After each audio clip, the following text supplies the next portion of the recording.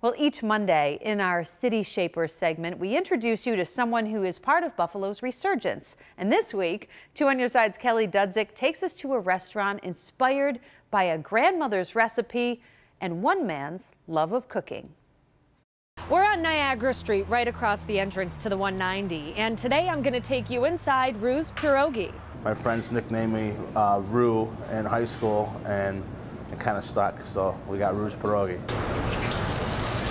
Andy Ruszczyk grew up in Hamburg, where he also landed his first job in the kitchen. Worked locally, at Hoax on the Lake in Hamburg, New York, where I learned most of my cooking skills. And then as far as the pierogies go, I learned from my grandma Ruszczyk. We'd all go to her house and make pierogi every year, for Christmas Eve. Eventually, Andy started making his own version of his grandma's recipe for friends and family at home. Then he moved his operation. We rented the school kitchen that we went to grammar school at. We rented that school kitchen to make them and sell them to like Blue Monk, when it was the Blue Monk, Big Ditch Brewery, and a couple other restaurants here and there, to see if we had something, and we did. Andy and a childhood friend decided to make it a full-time gig 3 years ago. But before opening Rue's, they tested out Andy's recipes at festivals. His pierogi were popular.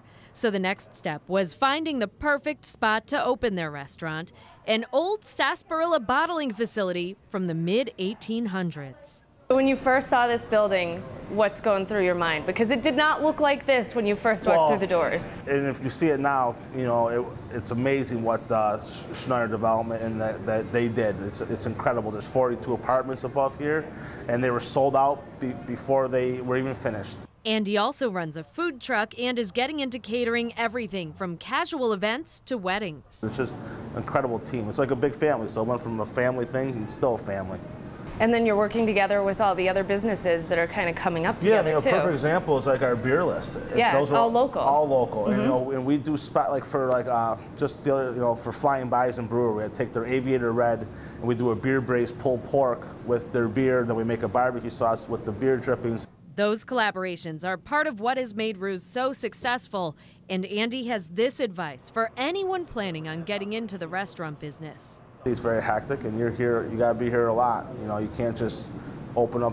Think you got a great concept and then open it up and have other people do it for you. Everybody involved has to be involved, and it's a lot of hard work.